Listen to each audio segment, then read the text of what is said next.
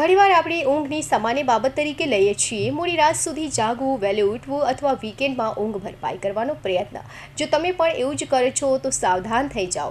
તાજેતરમાં કરવામાં આવેલ વૈજ્ઞાનિક અભ્યાસો દર્શાવે છે કે ઊંઘના કલાકો તમારા આરોગ્ય અને જીવનકાળ પર સીધી અસર કરે છે.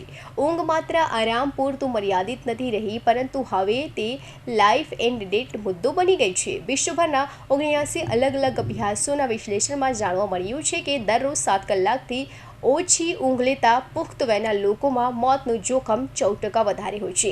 વધુ ચિંતાજનક વાત એ છે કે 9 કલાક કે તેથી વધુ ઊંઘ લેતા લોકોમાં આ જોખમ 34% સુધી વધી શકે છે. ત્રણ રીતે સ્ત્રીઓમાં વધુ ઊંઘ લેવાનું નુકસાન પુરુષો કરતાં વધુ જોવા મળે છે. સ્લીપ ફાઉન્ડેશન જણાવે છે કે ઊંઘ માત્ર થાક ઉતરવાની ક્રિયા નથી. ઊંઘ સ્મૃતિ સુધારવા, મૂડ સંતુલિત રાખવા, ચયાપચય ક્રિયા અને હૃદયના આરોગ્ય માટે અગત્યની છે. ઊંઘની અછત બ્લડ સુગરને અસંતુલિત કરી શકે છે, રોગપ્રતિકારક શક્તિમાં ઘટાડો લાવી શકે છે અને હાર્ટ પર દબાણ વધારી શકે છે. જ્યારે વધુ ઊંઘ બળતરના માનસિક થાક અને સંજ્ઞાનાત્મક ગિરાવટ સાથે પણ જોડાયેલી છે. એટલે એ સમજવું ખૂબ જ જરૂરી છે કે માત્ર ઊંઘની માત્રા જ નહીં, પણ નિયમિત ઊંઘ પણ અત્યંત અગત્યની છે. મોટાભાગના સ્વસ્થ પુખ્ત વયના લોકોને દરરોજ 7 થી 9 કલાક ઊંઘની જરૂર હોય છે.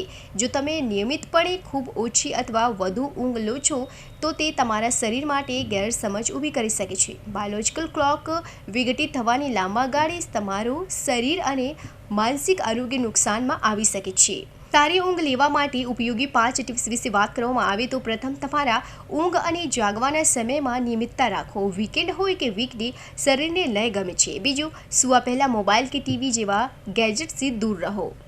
ઇલેક્ટ્રોનિક સ્ક્રીન્સ ઊંઘના હોર્મોનલ મેલાટોનિનને દબાવે છે. ત્રીજી, રાતે ભારે ભોજન કે કોફી ટાળો. તે તમારા શરીરને જાગૃત રાખી શકે છે. ચોથી વાત, સવારે સૂર્યના પ્રકાશમાં થોડી વાર રહો. આ તમારી આંતરિક ઘડિયાળને પુનઃસંગ્રહિત કરે છે. અને છેલ્લે, બપોરની ઊંઘ ટૂંકો સમય રાખો.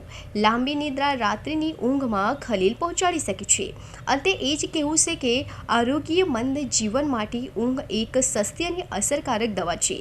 થોડા ધ્યાન આપો, નિયમિત ઊંઘ લો અને તમારા જીવનની ગુણવત્તા સુધારો. આજે તમારા ઊંઘના નિયમો પર નજર